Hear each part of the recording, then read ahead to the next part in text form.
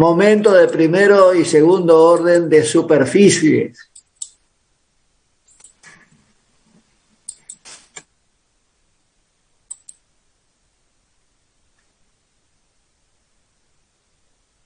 Yo cuando comencé el dictado de la materia le había dicho de que íbamos a dar aplicaciones, y cuando estudiamos las fuerzas concurrentes en el plano vimos que su aplicación directa era en el tema de rozamientos. Luego dimos fuerzas paralelas en el plano y yo le dije, mire, la aplicación de esto es el cálculo del baricentro. Pero no dimos esas aplicaciones porque lo dejamos para dar aparte el cálculo del centro de gravedad o baricentro, para asociarlo a otro tema que es fundamental dentro del estudio de nuestra materia, que es los momentos de segundo orden de superficie, o también llamados comúnmente como momentos de inercia. Y cuando dimos el caso general de fuerza en el plano, dimos como aplicación los sistemas reticulados. Así que ahora vamos a completar ese faltante, ¿no es cierto?, de cálculo de baricentro, que la primera parte es el cálculo, el momento de primer orden de superficie, es el cálculo del centro de gravedad o baricentro. ¿Este tema es anterior a momento de inercia, ingeniero? Es el tema previo a dar momento de inercia. ¿Por qué el tema previo? Porque para calcular el momento de inercia baricéntrico tenés que determinar primero el baricentro. ¿Me explico? Sí, ingeniero, gracias. Bueno, vamos a arrancar entonces. Ustedes están viendo la pantalla del apunte, ¿no es cierto? Sí, se ve, profe. Sí, Bueno, profe. muy bien. Vamos a comenzar con un tema muy importante que se llama centro de fuerzas paralelas. Sean P y Q dos fuerzas paralelas aplicadas a un cuerpo rígido en los puntos A y B, y su resultante es R. Será, por lo tanto, paralela a las fuerzas dadas. Esto lo vimos cuando estudiamos las fuerzas paralelas. Es decir, tenemos P y Q en el gráfico aplicado a los puntos A y B, y acá tenemos R, y se va a cumplir esta relación. Si tomamos momento con respecto a C, me va a quedar que P por AC tiene que ser igual a Q por BC. De ahí establecemos esta relación haciendo pasaje de términos. Acá lo que estoy haciendo en realidad es aplicando el teorema de Varignon con relación al punto C.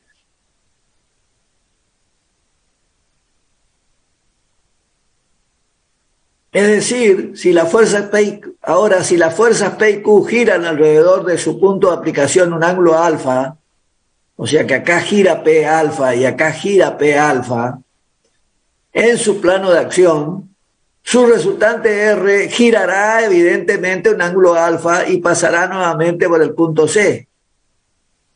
O sea que si yo giro las fuerzas componentes un ángulo cualquiera, la resultante también girará ese ángulo cualquiera.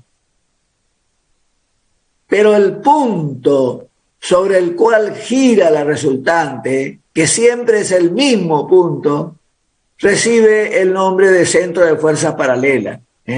El punto C recibe el nombre de centro de fuerzas paralelas de las fuerzas dadas. ¿Se entiende lo que es el centro de fuerzas paralelas? Sí, profesor. O sea que si tenemos un sistema de fuerzas paralelas y determinamos su resultante, si hacemos girar las fuerzas un ángulo cualquiera, ese mismo ángulo girará la resultante. Y el punto alrededor del cual gire la resultante es el centro de fuerzas paralelas. Fíjense, analíticamente, si queremos encontrar el centro de n fuerzas paralelas, consideraremos el caso particular de un sistema de puntos, pertenecientes todo al mismo plano de un cuerpo rígido, y así podremos buscar el centro de fuerzas paralelas para un sistema de fuerzas aplicadas en esos puntos. En cada punto material le vamos a aplicar la fuerza F1, que representa el punto material, y después a esta fuerza a todas le voy a hacer girar 90 grados. ¿Por qué le hago girar no un ángulo alfa cualquiera, sino le hago girar 90 grados? Porque lo estoy colocando dentro de un par de ejes X e Y. Entonces, esta fuerza me va a dar momento con respecto al eje Y y esta fuerza me va a dar momento con respecto al eje X. Y voy a poder aplicar Variñón y voy a poder determinar dónde está el resultante, ¿no es cierto? Entonces, de cada una de las fuerzas de estos puntos, el sistema de puntos, tenemos F1, F2, F3 y F4, y sus respectivas distancias a los ejes. Para determinar la resultante, nosotros ya sabemos que R tiene como módulo o magnitud la suma de los módulos de las componentes, o sea que R es igual a F1 más F2 más F3 más F4, o sea, sumatoria de F sub I. Y para encontrar dónde está aplicado R, aplicamos el teorema de Variñón sobre el eje Y.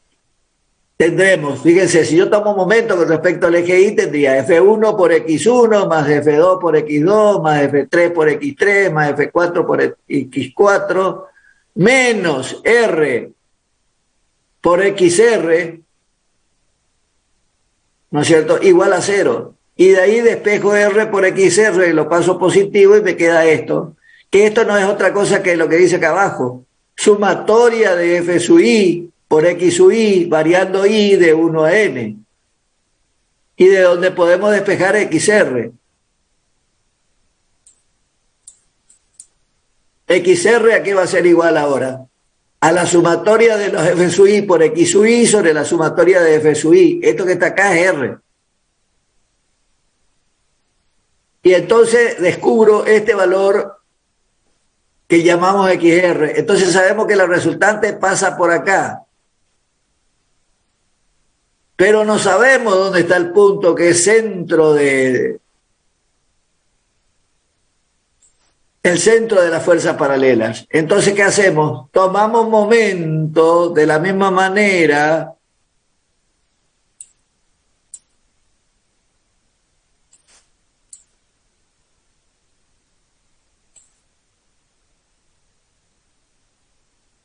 desacomodado este apunte, che.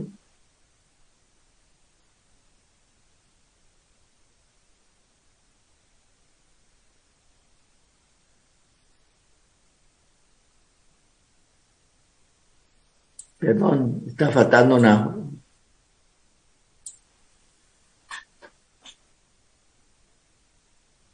Perdón.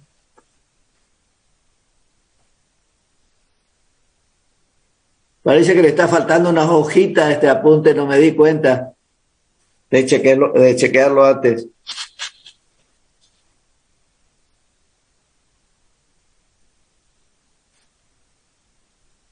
Sí.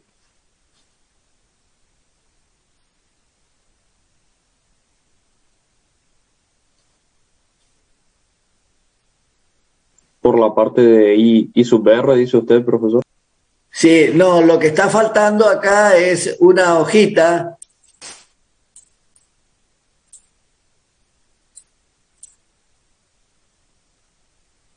Está faltando el cálculo de IR, que es lo mismo. Ahora va a ser, aplicando Variñón, va a ser R por IR igual a F1 por I1 más F2 por I2 más F3 por I3 más F4 por I4, que va a ser la sumatoria de F sub I por X sub I. Entonces, IR va a ser una fórmula similar a esta, pero va a ser F sub I por I sub I sobre sumatoria de F sub I. Y eso me va a dar la distancia IR, o sea, esta. Como yo ya calculé XR y calculé ahora IR, ahora sí tengo las coordenadas. Y el punto C es el centro de fuerzas paralelas.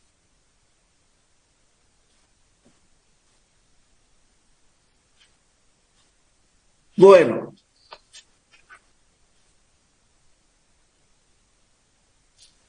el centro de fuerzas paralelas para cualquier sistema de fuerzas dado, aplicado a un sistema de puntos del plano, depende solamente de la posición del punto y de las magnitudes relativas de las fuerzas. De eso depende la ubicación del punto C. Y al centro de fuerzas paralelas lo podemos relacionar con el centro de gravedad y el baricentro. ¿A qué vamos a llamar centro de gravedad de un cuerpo rígido? Al punto del cuerpo por el cual pasa la resultante de las fuerzas de gravedad aplicada a cada una de sus partículas, independientemente de la posición del cuerpo en el espacio. Entonces, ¿qué viene a ser el centro de gravedad? El centro de fuerzas paralelas en el espacio. Eso es lo que dice después en el apunte. El centro de gravedad de un cuerpo rígido es el centro de fuerzas paralelas de gravedad que actúan en las diversas partículas del cuerpo. Sabemos que las fuerzas de gravedad actúan siempre verticalmente de arriba hacia abajo. Es evidente que cualquier rotación del cuerpo equivale a una rotación del mismo ángulo de la resultante. Entonces, los cuerpos tridimensionales tienen centro de gravedad. Si nosotros lo manejamos un paralelepípedo, por ejemplo, un ladrillo, ¿dónde estaría el centro de gravedad ahí? ¿Quién me sabe decir eso? Si tenemos un poliedro que es un paralelepípedo o un prisma, ¿dónde se encuentra el baricentro? Perdón, el centro de gravedad. ¿Cómo? Eso, en la intersección de las diagonales. Sí, en la intersección de las diagonales. Ahí vamos a tener el centro de gravedad. Sabemos que en realidad todos los cuerpos son tridimensionales, ¿no es cierto? Pero hay veces que se justifica, para hacer más sencillo el cálculo, se justifica que consideremos el plano. Es decir, si yo tengo un cuerpo tridimensional que tiene un eje de simetría, ese plano que constituye el eje de simetría me permite hacer los cálculos en forma más sencilla que trabajar en forma tridimensional. ¿Sí? Lo único que se tiene que dar que el cuerpo tenga eje de simetría. Entonces, en lugar de calcular el centro de gravedad, vamos a calcular en el plano el baricentro. ¿Sí? Siempre es más fácil reducir al plano que trabajar en el espacio, ¿no es cierto?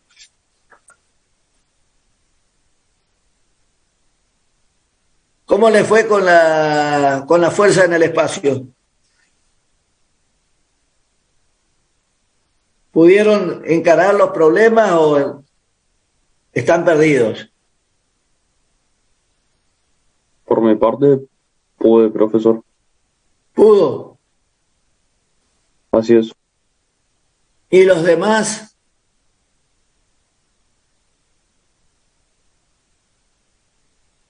O sea que no te resultó difícil.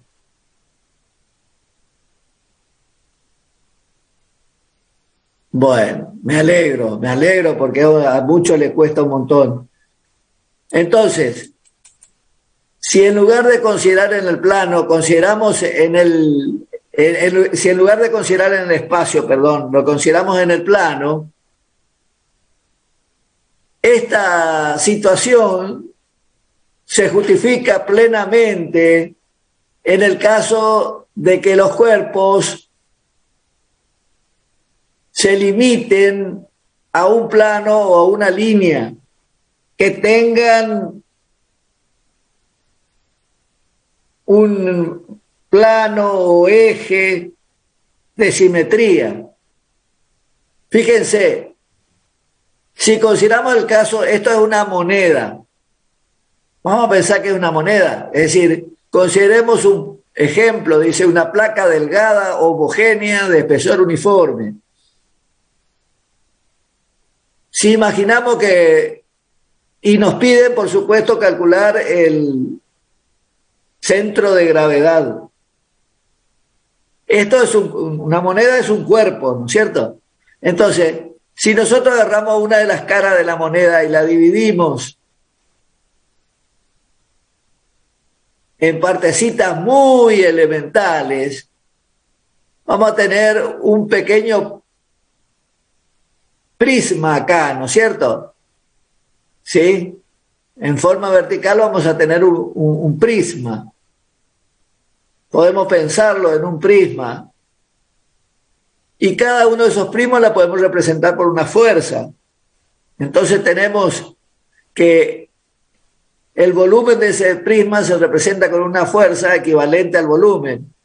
Vamos a tener muchas fuerzas paralelas acá. Si hacemos lo mismo ahora en horizontal, también tendremos muchos prismas y cada uno de ellos lo representamos con una fuerza, cada prisma con una fuerza, entonces tenemos un sistema de fuerzas paralelas en el espacio y podemos también determinar su resultante. Y eso nos va a permitir determinar el punto G.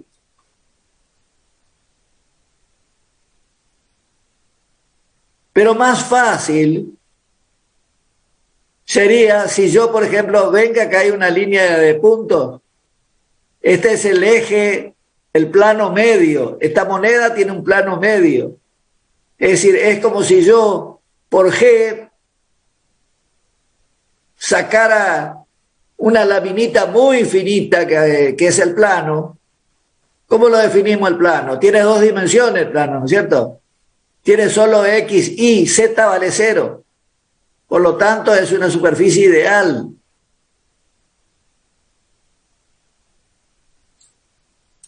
Ahora vamos a justificar por qué podemos trabajar en el plano.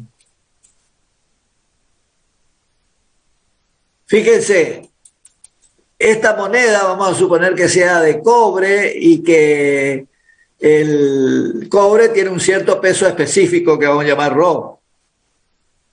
Entonces, si dividimos al cuerpo en pequeños elementos diferenciales, vamos a tener que cada uno de estos, si yo saco uno cualquiera, por ejemplo esto, a la cara de este le voy a llamar delta a su I. ¿Sí? Delta a su I es la superficie de un prisma elemental. E es el espesor, este que está acá, el espesor. Y obviamente va a tener un delta P sub I que ustedes me dijeron que está aplicada en la intersección de las diagonales acá. Nosotros habíamos dicho que cada uno de estos elementos lo íbamos a reemplazar por una fuerza que llamamos delta P sub I. ¿Y cómo podemos saber cuánto vale delta P sub I? Y va a valer, ¿no es cierto?, el volumen, fuerza es igual a volumen por peso específico, porque peso específico es fuerza sobre volumen, ¿no es cierto? Entonces, la fuerza del peso, P sub I, va a valer E, que es el espesor, por delta sub I, esto me da el volumen, por ρ. O sea que este sería el peso elemental de una de las partículas.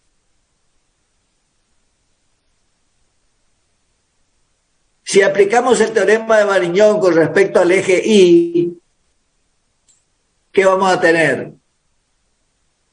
Que XG por delta P sub I, perdón, la sumatoria de delta P sub I me va a dar la resultante. ¿No es cierto? Y la resultante en este momento, ¿qué es? Es el área de la moneda. Entonces, ¿qué me va a quedar acá? Que XG por R, que esto es R en el fondo, va a ser igual a la sumatoria de los delta P sub I por X sub I, de donde despejamos XG, y va a ser igual a delta P sub I por X sub I sobre delta P sub I, pero lo reemplazamos a esto por su valor que está acá. Y como E y ρ son valores constantes, se puede sacar fuera del signo de la sumatoria.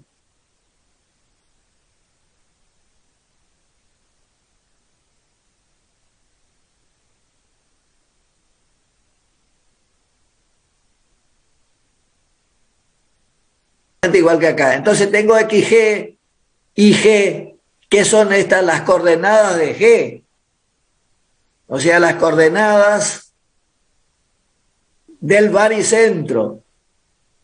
¿Sí? Si yo conozco XG y conozco IG, entonces puedo venir acá y marcar el punto G. ¿Dónde está el baricentro? ¿Está? Si conozco XG y conozco IG, conozco la coordenada del punto. ¿Dónde está el baricentro?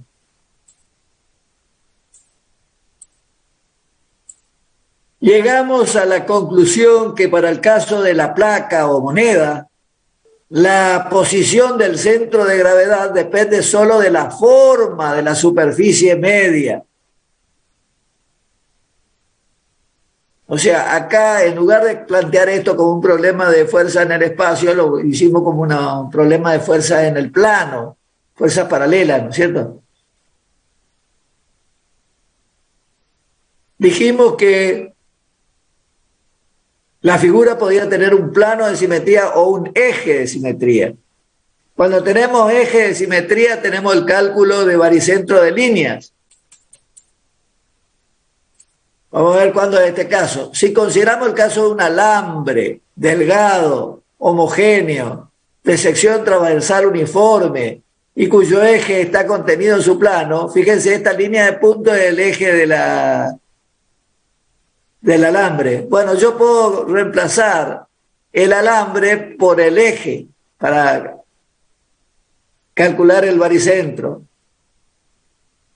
¿Cómo lo vamos a hacer? Este alambre tiene que tener una longitud L, ¿no es cierto? En total. En total tiene que tener una longitud L.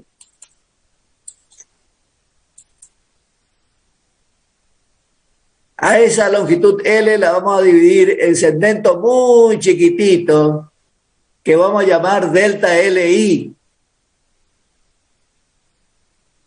Y vamos a ver cuánto, vamos a tomar un elemento muy chiquito, por ejemplo este que lo saco de acá, y vamos a ver cuánto vale delta P sub I.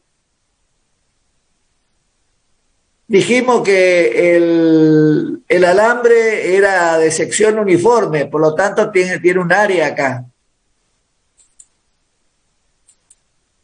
Y este valor que está acá, pucha, no sé qué estoy haciendo, che, que me está jodiendo esto.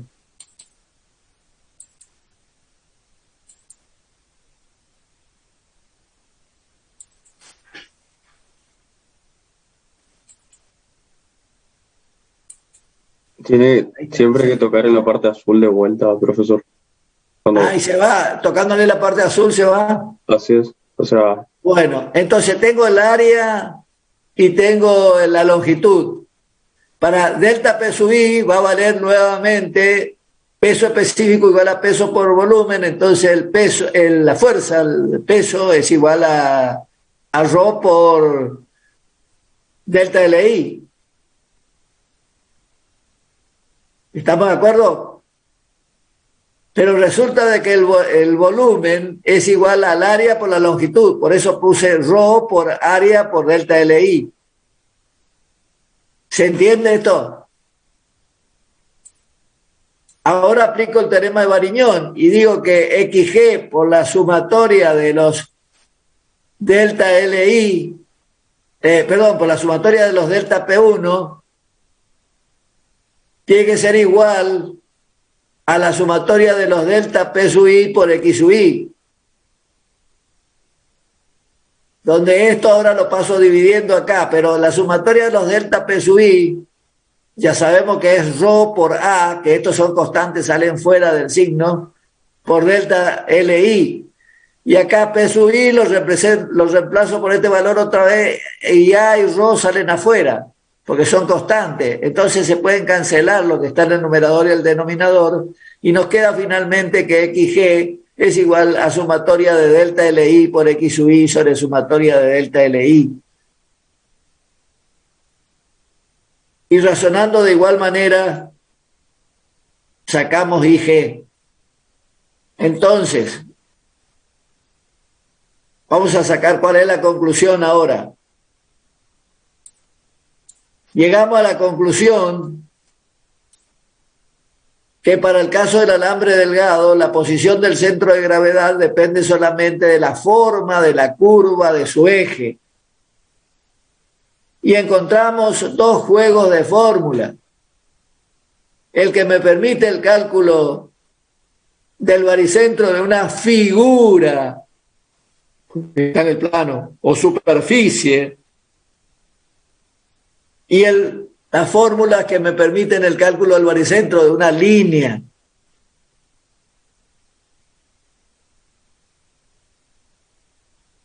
Observamos en ambos casos que el centro de gravedad se usará únicamente cuando se hace referencia a cuerpos físicos, o sea, tridimensionales. Y el término baricentro cuando nos referimos a figuras o superficies y a curvas o líneas. Entonces, rebobinando, ¿cuáles son las fórmulas que vamos a utilizar para el cálculo del baricentro de figuras o de superficie?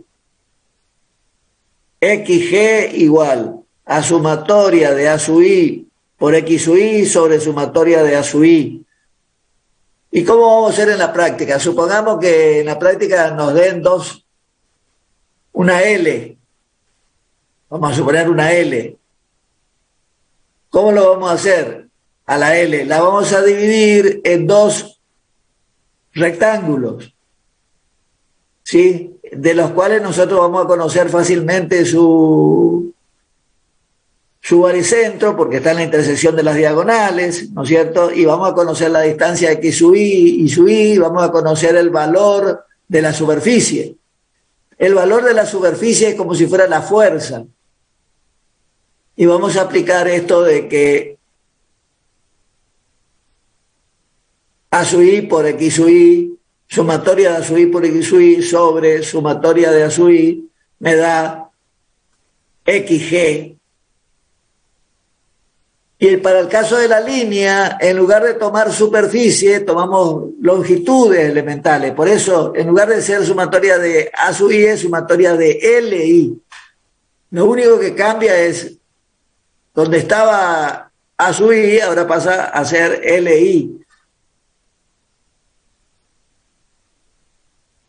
Creo que esta tarde ya van a comenzar con esto, ¿no es cierto?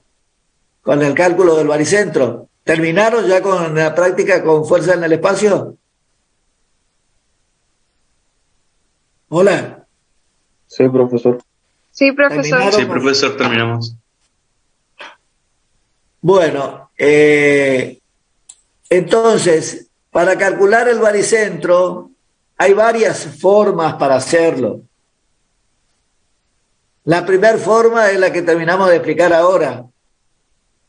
Es decir, descomponer a la figura en figuras elementales cuyos baricentros se han conocido y aplicar el teorema de Variñón con respecto al eje X e Y. Esa es una forma, es la que vamos a utilizar nosotros en la parte práctica. Pero también el baricentro puede ser calculado de otra forma, que se llama teorema de Pappus-Guldin. Pero resulta de que estas formas solo se aplican en casos especiales. ¿En qué casos especiales se aplican estos teoremas? En el caso que conozcamos el área o volumen de revolución. Recuerden ustedes de análisis 1 que era el volumen de revolución. Una figura que rota alrededor de un eje me genera un volumen, ¿no es cierto? Eso se llama volumen de revolución. Una curva que gira alrededor de un eje me genera un área, que es el área de revolución. Entonces, vamos a comenzar por el área. Si yo tengo que calcular el área de una línea, el baricentro de una línea, si tengo que calcular el baricentro de una línea y conozco su superficie de revolución, puedo aplicar el teorema de Pappus, que dice lo siguiente: el área de la superficie engendrada por la rotación de cualquier curva plana alrededor de un eje que no la corte en su plano es igual al producto de la longitud de la curva por la distancia que recorre su baricentro.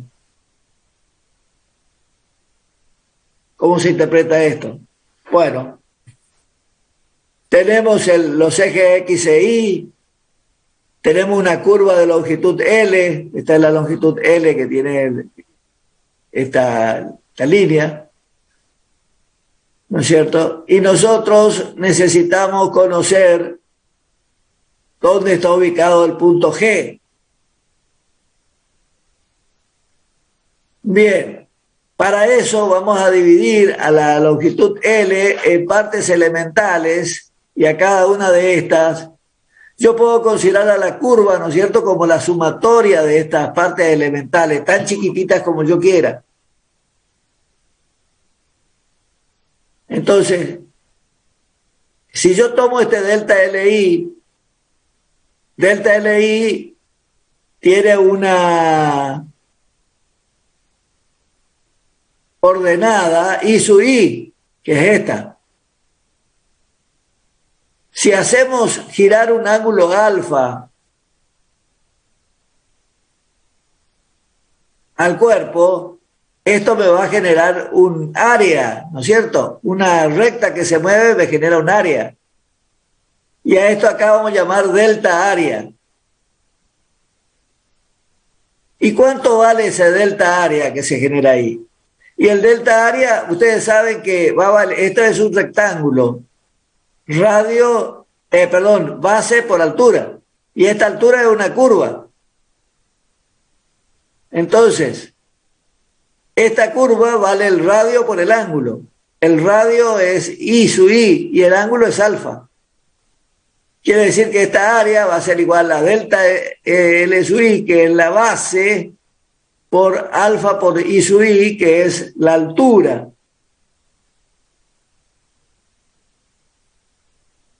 Entonces tengo el área elemental de la rotación de un elemento diferencial de la curva. Entonces, esto me permite a mí calcular el área total. El área total, ¿a qué va a ser igual? A la sumatoria de las delta áreas. Cuando yo digo área total, es el área de rotación del ángulo alfa de la curva, ¿cierto? ¿Y esto a qué va a ser igual? A la sumatoria de área es la sumatoria de delta LI por alfa por I sub I.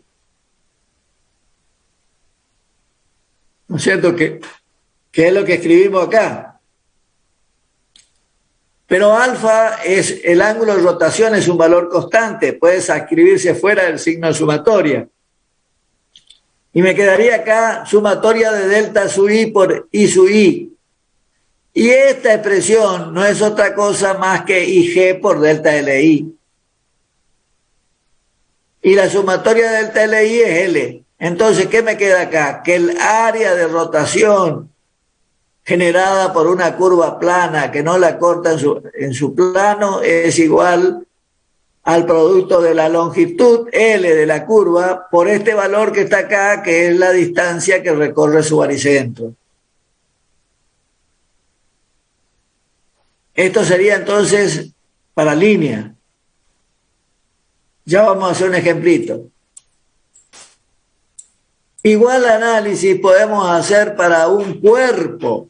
Eso era para una línea, esto es para un cuerpo. Un cuerpo que gira un ángulo alfa lo que me genera es un volumen. Esto es un volumen. ¿Está bien? Porque un cuerpo que se genera, esto que tenemos acá es un volumen, ¿no es cierto? Entonces, si yo tengo que calcular el baricentro de esta área, lo que hago es tomo una franja elemental que llamo delta sub i, que está a una distancia i sub i. Entonces, lo dibujo, saco esta área elemental y lo dibujo acá, y me doy cuenta de que el delta volumen es igual a la base por la altura. Volumen es base por altura, ¿no es cierto? O sea que esto es, la base es delta sub i. Y la altura es esta. Y este valor dijimos que vale alfa por i sub i. ¿Estamos? Acá puse A minúscula y acá tendría que ser A mayúscula. Corrijan acá la Pontecito, acá tiene que ser A mayúscula. Es esta, que va ahí. De tal manera que ahora sí estoy en condiciones de calcular el volumen, porque el volumen, si esta es una parte elemental, si hago la sumatoria de todas las partes elementales voy a tener volumen, ¿no es cierto? Volumen va a ser igual a la sumatoria de los delta volumen. O sea, igual a la sumatoria de los delta sub i sub i por alfa. Así como está escrito acá, tendría que estar escrito acá. Acá está con minúscula. No sé, se me pasó. Entonces, resulta de que siempre se alfa... comienza... ¿Cómo? Siempre se comienza extrayendo una porción diferencial del cuerpo, profesor. Vamos. Sí, para encontrar las fórmulas estamos haciendo esto. Ya vamos a ver cómo se hace en la práctica. Quiere decir que saco alfa afuera y acá me queda sumatoria de A sub i por I sub i, pero la sumatoria de A sub i por I sub i, si nosotros miramos la fórmula que calculamos anteriormente, no es otra cosa que IG por delta A. O sea que el volumen, ¿qué es?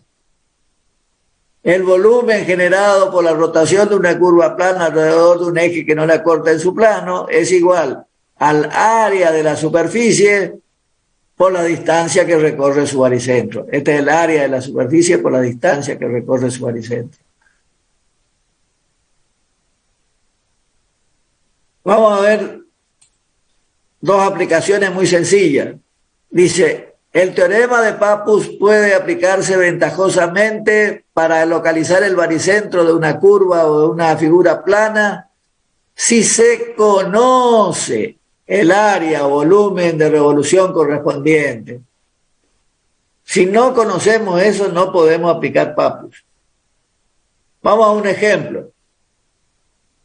Consideremos una semicircunferencia de radio R.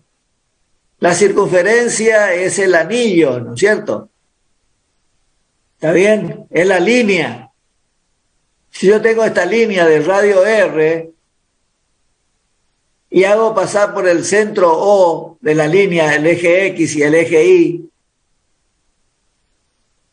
como esta figura es simétrica, yo ya sé que G va a caer sobre la línea sobre el eje Y, por ser el eje de simetría. Así que lo único que me falta calcular es IG, es decir, ¿dónde cae G? Yo sé que es un punto que está sobre esta línea, pero no sé exactamente dónde. Entonces, por ser simétrico, G debe caer sobre el eje de la SI. ¿Eso estamos de acuerdo? Después dice, para hallar IG, hacemos girar el plano del arco un ángulo alfa igual a 2pi. Si yo a este arco le hago pegar una vuelta, ¿qué obtengo? No, una esfera es una cosa sólida. El área de la esfera tenemos, no la esfera. Si hacemos girar un ángulo 2pi, como para generar la superficie de la esfera, ¿sí? O el área de la esfera, que es igual al producto de la longitud de la circunferencia por su diámetro. Todo el mundo conoce cuánto es el área de la esfera. El área de la esfera vale la longitud de la curva. Acá está, hay un error feísimo, curva come larga. 2pi radio por 2 radio me da 4pi radio cuadrado. Esto todo el mundo sabe. Esta es una regla memotécnica nomás para que ustedes se acuerden siempre cuánto vale el área de una esfera. 4pi radio al cuadrado.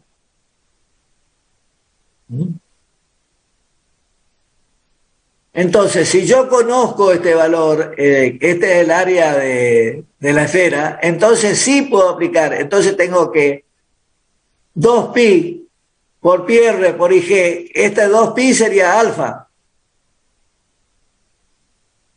¿No es cierto? Pi por r, ¿qué sería? L, la longitud. Y ig es la coordenada al baricentro, igual a 4pi radio al cuadrado, que es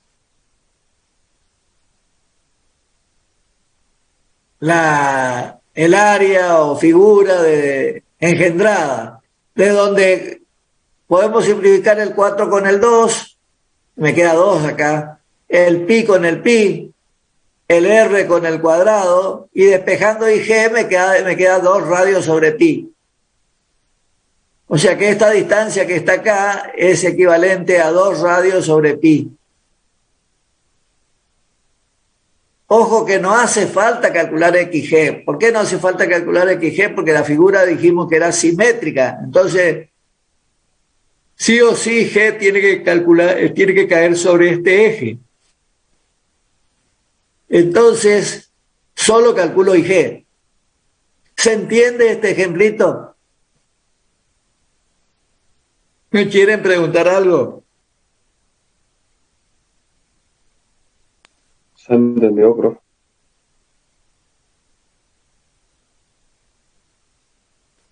Bueno, ahora vamos al segundo ejemplo. Vamos a aplicar ahora una figura semicircular.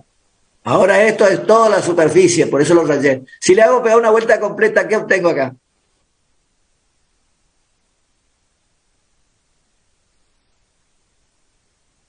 ¿Qué obtengo? Si gira un área y pega una vuelta completa, ¿qué obtengo? ¿Qué figura geométrica? ¿Qué cuerpo en realidad? La esfera, señores, la esfera. ¿Y el volumen de la esfera es conocido? Sí, es conocido, vale 4/3 de pi por radio al cubo. Entonces, si tomamos el área de esto que vale pi por r cuadrado sobre 2, por 2pi que vale alfa por ig, tiene que ser igual a 4/3 de pi radio al cubo. De donde cancelo pi con pi, radio al cubo con radio al cuadrado, me va a quedar 4 radio, el 2 con el 2, 4/3 del radio sobre pi, o 4 radios sobre 3pi, como ustedes quieran. Esto es muy importante, el teorema de Pappus, pero se aplica únicamente cuando se conoce el área o el volumen de revolución, pues si no, no podemos aplicarlo. O sea que, si bien se aplica mucho, no es para todos los casos. Entonces, vimos en primer lugar que el cálculo del baricentro se puede efectuar por descomposición de superficies elementales cuyo baricentro conocemos, que es lo que vamos a hacer en la práctica. ¿Sí? El teorema de Pappus-Goulding no lo vamos a aplicar en la práctica, vamos a poner los resultados directamente, vamos a trabajar con IG igual a 2 radio sobre pi, o IG igual a 4/3 del radio sobre pi. Vamos a trabajar con estos datos resueltos, pero no vamos a hacer ejercicio. Y finalmente, ustedes dirán, ¿qué pasa si yo tengo que calcular el baricentro de una figura que no es un rectángulo, no es un triángulo, no es un trapecio, ni conozco el área ni la superficie de revolución? ¿Cómo lo hacemos ahí para calcular al baricentro o al centro de gravedad?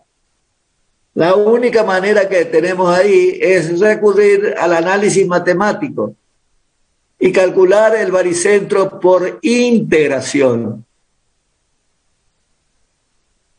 Dice, cuando debemos encontrar el baricentro de una curva irregular, debemos recurrir al cálculo infinitesimal. Vamos a empezar primero el cálculo del baricentro de una línea y después el baricentro de una superficie. Si consideramos, por ejemplo, dice, una línea irregular, la vamos a dividir en segmentos rectilíneos, de forma tal que tenemos lo siguiente. Tenemos la línea L y tenemos delta L sub I. ¿Sí?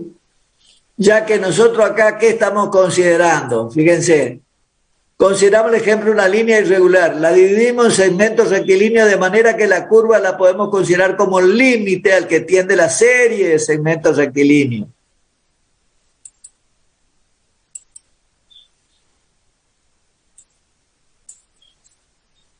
Entonces, para hallar la coordenada de dónde está el punto G, tengo que hallar esta distancia XG y esta distancia IG. ¿Cómo lo vamos a hacer? Lo vamos a tomar que XG es el límite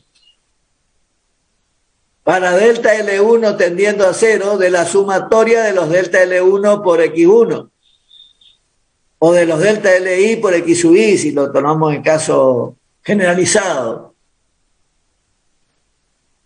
Y esto, el límite de esto,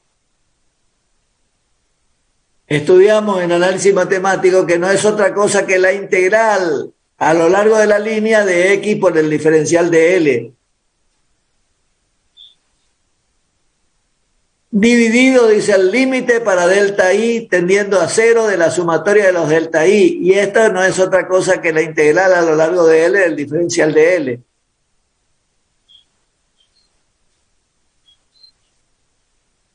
Esto sería para el caso de una línea. Ya vamos a ver un ejemplo práctico al final del apunte.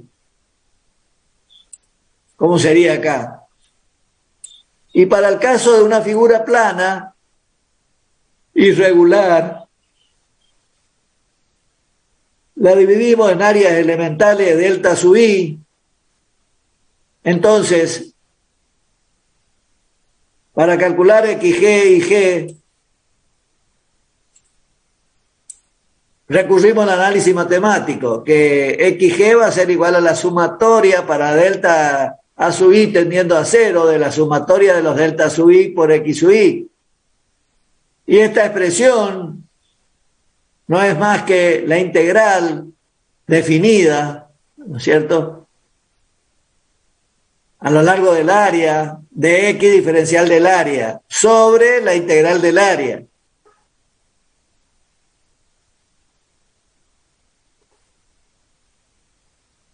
Y acá tenemos I sub G igual al límite para delta LI tendiendo a 0 de delta área por I sub I sobre delta área igual a la integral a lo largo del área de I por diferencial de A dividido la integral del diferencial de A. Esto se llama cálculo de baricentros por integración. ¿Quieren ver los ejemplos ya o los dejamos para el final?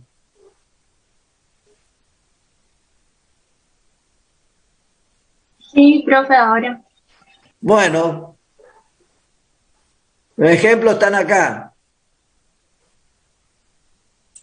Fíjense, encontrar el baricentro de la siguiente figura.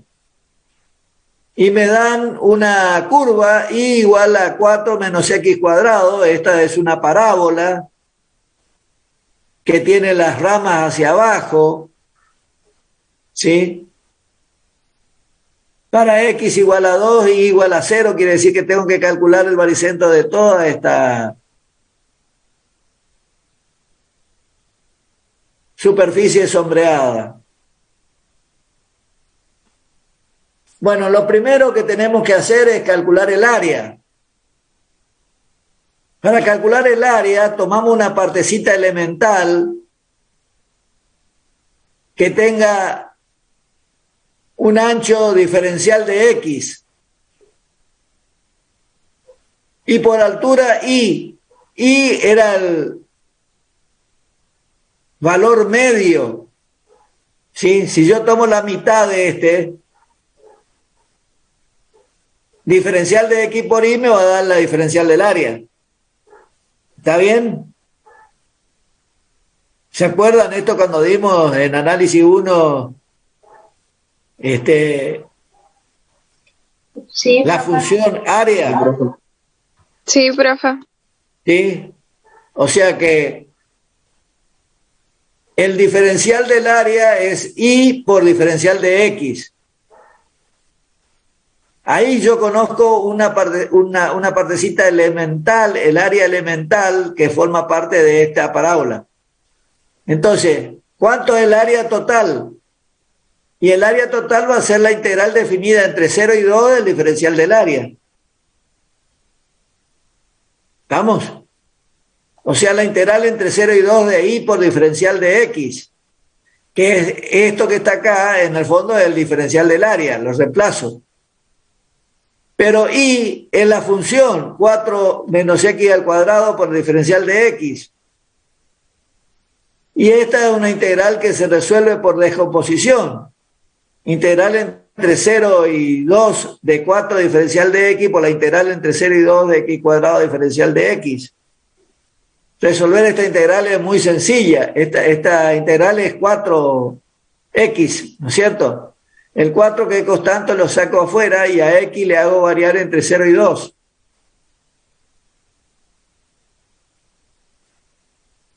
Y esta integral que está acá es x cubo sobre 3. La integro entre 0 y 2.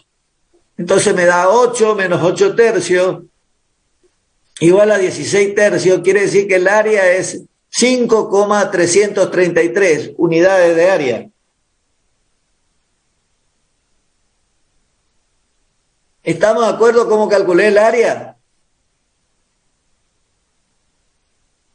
Sí, profe. ¿Se acuerdan de estos de integrales del año pasado? Sí, profe. Sí, profe. Bueno, ahora lo que tengo que hacer es calcular el momento según x y el momento según y dividirlo por el área. Entonces, vamos, calculamos el momento según y. Momento según este eje que está acá vertical. Y el momento va a ser la distancia que va desde el medio de este rectángulo elemental, x, por el diferencial del área. Recuerden que este rectángulo elemental tiene un baricentro también, ¿no es cierto?, que está en la intersección de las diagonales de este rectángulo. Entonces, x por el diferencial de área me da el momento de esta área elemental respecto de este eje. Pero yo necesito el momento de toda la superficie respecto a este eje. Entonces lo que hago es integral entre 0 y 2 de x por el diferencial del área, pero resulta de que diferencial del área es y por diferencial de x. Entonces me queda x por y diferencial de x. Reemplazo y por su valor, me queda 4 menos x al cuadrado por x diferencial de x entre 0 y 2. Introduzco esta x dentro del paréntesis, me queda 4x menos x cubo diferencial de x, y acá integro por descomposición. Y me sale que el área, el momento de esa área encerrada acá, rayada, con respecto al eje Y vale 4 unidades de área. Y ahora hago lo mismo en cuanto al momento con respecto a X. El momento con respecto a X es el momento de toda esta área con respecto a este eje, pero vamos a tomar del área elemental. ¿Cómo sería el momento acá? Sería Y sobre 2 por diferencial de área. Entonces, sería la integral a lo largo del área de Y sobre 2 por diferencial de área. Pero el diferencial del área es Y por diferencial de X. O sea que acá me queda Y sobre 2 por Y por diferencial de área, ¿no es cierto? Este un medio lo saco afuera y me queda Y por Y, pero Y vale 4 menos X cuadrado, 4 menos X al cuadrado. Saco paréntesis acá, saco los paréntesis y me queda un medio que es constante, sale fuera del signo de integración, y acá me queda X cuarta menos 8X cuadrado más 16 diferencial de X, que esto es facilísimo de integrar. Ahora lo integro, ojo, entre 0 y 4. Entre 0 y 4, porque estoy calculando el momento con respecto al eje X. Resuelvo esa integral y me da 8,53 unidades de área. Ahora, para saber XG, es el momento de X con respecto a A, me da 0,75. Y G es MI sobre A, 1,60. Quiere decir que XG está a 0,75 y 1,60. Calculé el baricentro del área de esta parábola. ¿Se entiende cómo hizo? ¿Me quieren preguntar algo? Esto sería el cálculo del baricentro por medio de integrales. Sí se entendió, profe. Ahora mejor con el ejemplo se puede entender. Bueno, vamos a ver ahora el cálculo de la línea. Dice, determinar el baricentro del arco de círculo alfa. Es decir, yo tengo X, Y, el radio R, y quiero calcular el baricentro de esta línea L. ¿Cuánto vale el baricentro de esta línea L? Ya sabemos que la longitud de L vale el radio por el ángulo. O sea, R por alfa vale L. ¿Sí? De donde L igual a R por alfa. Si diferenciamos esta función, la diferencial de esta función será diferencial de L va a ser igual a R por diferencial de alfa. ¿Estamos de acuerdo? ¿Se acuerdan el cálculo de la diferencial que era igual a la derivada por el diferencial de la función? Sí, eso es lo que aplico acá. Y ahora me fijo, ¿cuánto vale X y cuánto vale Y? Bueno, a X lo puedo escribir como R por el coseno de alfa.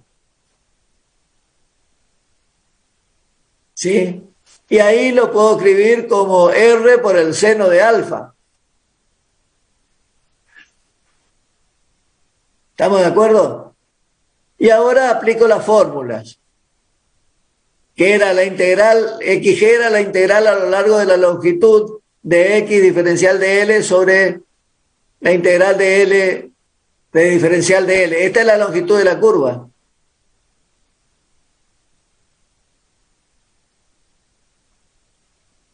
Reemplazo acá arriba la integral entre 0 y alfa de x, pero x es r por el coseno de alfa, por diferencial de L, pero L es r por el diferencial de x, de alfa. R por R me da R cuadrado y sale afuera. Entonces me queda la integral entre 0 y alfa del coseno de alfa diferencial de alfa. Y la integral esta es una integral elemental. ¿Cuánto valía la integral del coseno? Seno de alfa. Entonces me queda R cuadrado por seno de alfa entre 0 y alfa. Como seno de 0 vale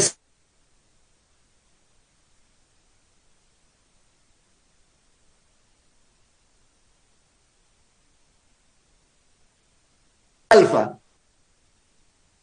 Y acá abajo voy a tener la integral del diferencial de L, va a ser igual a R por diferencial de alfa, lo reemplazo. Y me queda R, como es constante, sale afuera y me queda la integral de diferencial de alfa entre 0 y R. Y ustedes saben que esto que está acá es, ¿qué es? Alfa. R por alfa. Entonces, este R se va con este R cuadrado y me queda R acá arriba. R por seno de alfa sobre alfa. XG vale entonces R por el seno de alfa sobre alfa. Si hacemos el mismo análisis con IG, tendremos que IG es la integral a lo largo de L de I por diferencial de L, pero I vale R por seno de alfa, es lo que puse acá. Reemplazo y ahora tengo la integral del seno de alfa, que sabemos que es menos coseno.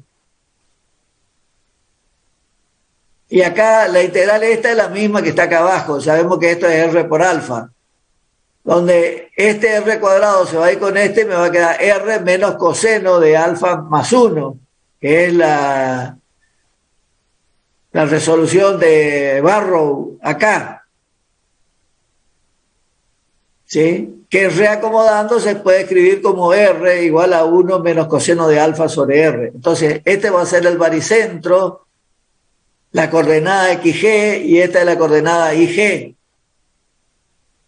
Y puedo marcar el punto G acá.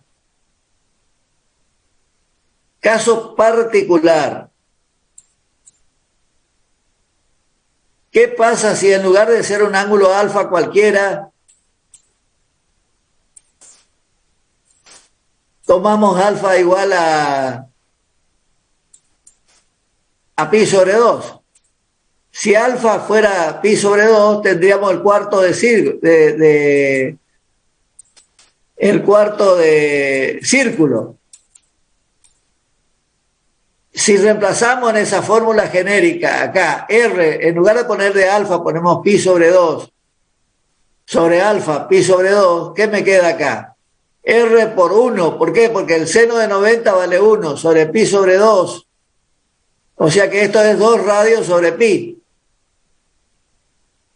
Y si reemplazamos pi sobre 2 acá me queda 1 menos coseno de pi sobre 2, pero coseno de pi sobre 2 entonces hace 0. Entonces me queda R por 1 sobre pi sobre 2 igual a 2 radios sobre pi. O sea que el baricentro de un cuarto de círculo se encuentra a XG igual a 2 radios sobre pi y IG igual a 2 radios sobre pi.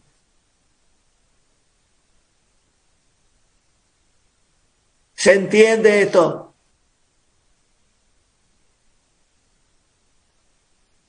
Sí, ¿Quieren preguntarme algo? Acá hay otro ejemplo. Si quiere lo vemos rapidito también. Es una curva y igual a x al cuadrado. y la recta y igual a 4. Me piden que calcule el área de esto, el baricentro de esta área. O sea, de y igual a 4 y igual a x al cuadrado. Bueno, lo primero que tenemos que calcular son los puntos de intersección de estas dos funciones, ¿no es cierto? Entonces igualo 4 igual a x al cuadrado, x es igual a raíz cuadrada de 4 más 2 y menos 2. Para x1, el punto 1 es P1, 2. Y para menos 2 también vale 2. ¿Estamos de acuerdo con esto? Sí. Sí, profe. Encontramos los puntos de intersección. Para 2 vale 4 y para menos 2 vale 4. Este de acá es 4. Bien. Como este eje es un eje de simetría, no hace falta calcular XG, porque se sabe que IG cae sobre esta línea. Entonces vamos a tomar un área para tomar momento con respecto al eje X. Esta diferencial de área, yo en el baricentro de esta diferencial de área tomo I y de un ancho diferencial de I. Quiere decir que el área total de esta diferencial de área es 2x, porque acá tengo una x, acá tengo otra, 2x por diferencial de I me da el área esta. Pero resulta que x es igual a la raíz cuadrada de I. Entonces reemplazo x por la raíz cuadrada de I para que me quede todo en función de I. Entonces IG va a ser la integral a lo largo del área de I por diferencial del área sobre la integral a lo largo del área del diferencial del área. Y acá, ¿qué me va a quedar? La integral entre 0 y 4 de I por 2 raíz de I, diferencial de I, sobre la integral entre 0 y 4 de 2 raíz de I por diferencial de I. Vamos a resolver la parte de abajo primero, que es más fácil.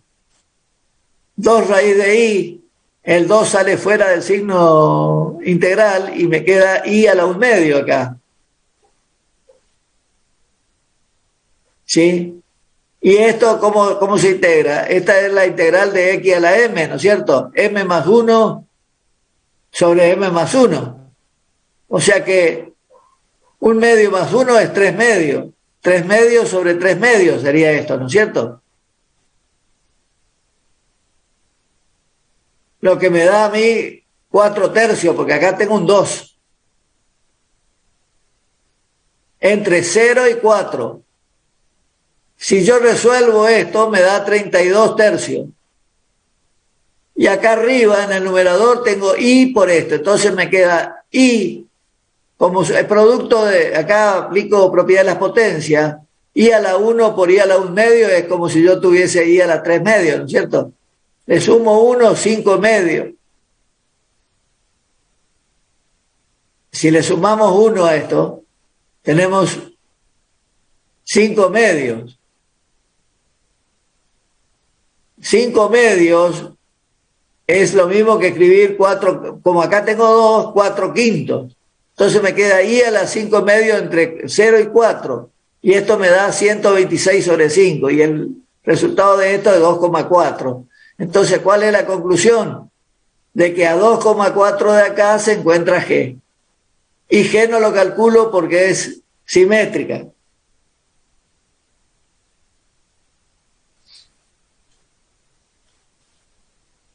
Bueno, preguntas para hacerme.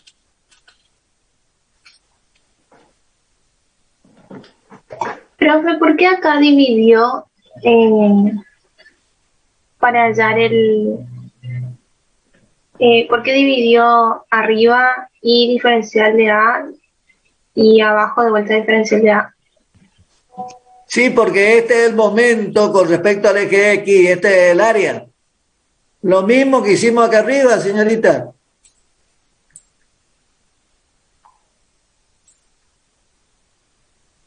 Lo mismo que dice acá. Fíjense, el momento de X dividido el área.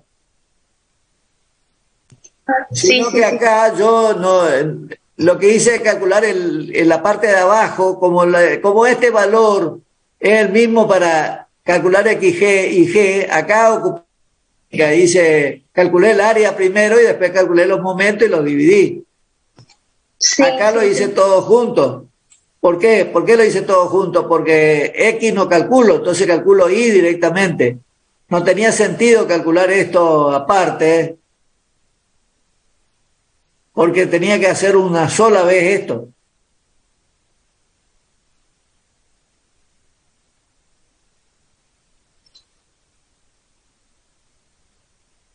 Bueno, hay numerosos ejemplos.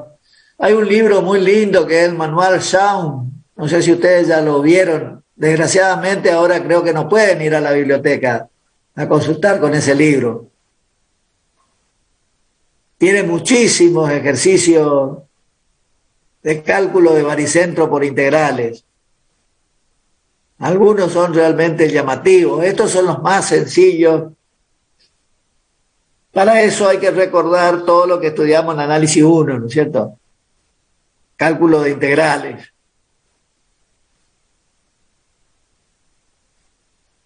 Bueno, preguntas que me quieran hacer.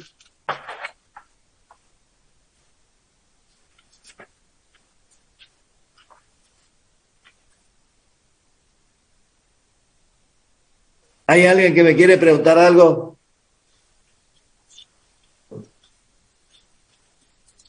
Guillermo. Bueno, ahora Guillermo. antes de continuar, ahora sí un tema fácil ya, que es netamente práctico, así que le vamos a dar lugar al ingeniero Urbieta que se está conectando para tomar la asistencia y de paso hacemos un descansito, unos minutos.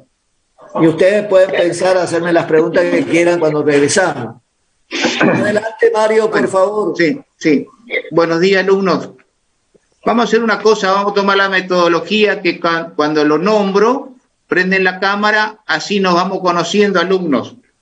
Sí. Le vamos a agradecer. Acosta Marcelo. Presente, profe. Perfecto. Amarilla Leila. Presente, profe. Gracias. Aquino Karina. Presente, profe. Gracias. Arca Blácida. Presente, profe. Presente. Perfecto. Argañarás Bricia. Presente. Perfecto. ¿Me ve, profe? Sí, perfecto. Perfecto.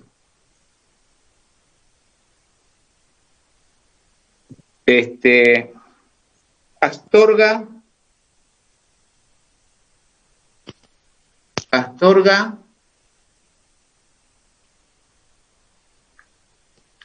Barrio Nuevo, Marcela.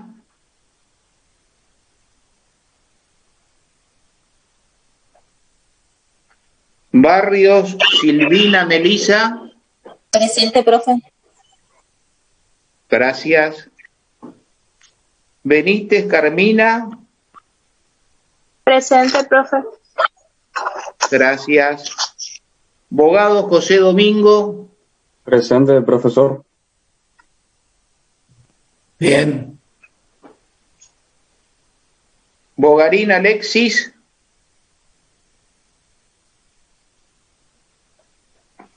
Cábana Luis Silvestre.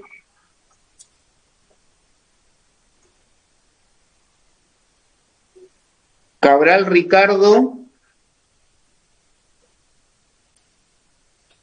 Cáceres Ayton. Presente, profe. Gracias. Caivano Rodrigo Adrián. Presente, Inge. Perfecto, gracias. Castro Elena Beatriz. Correa Martín Maximiliano. Presente, profe. Gracias. Cosio Lautaro. Gracias. Delgado Gonzalo. Presente, profe. Gracias. Luisí Maximiliano. Presente, profe. Gracias. Fernández Fabricio.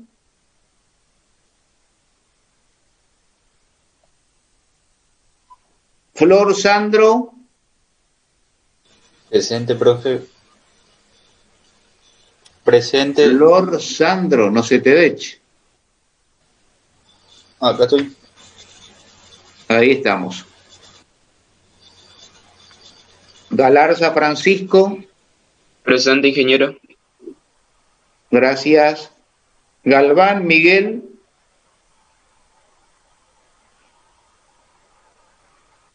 Genes Ignacio Carlos.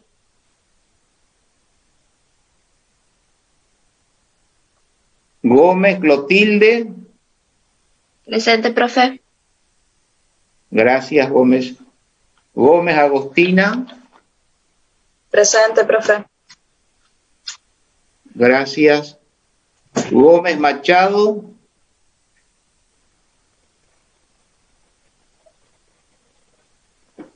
González Javier David. Presente, profe. Gracias. González María. Presente. Gracias. Iguri Carlos Alberto. Presente, profesor. No se te Presente. ve, Iguri. No se te ve, Iguri. Ahí estamos. Ay, hola, ¿se me ve? Sí, ahí se te ve.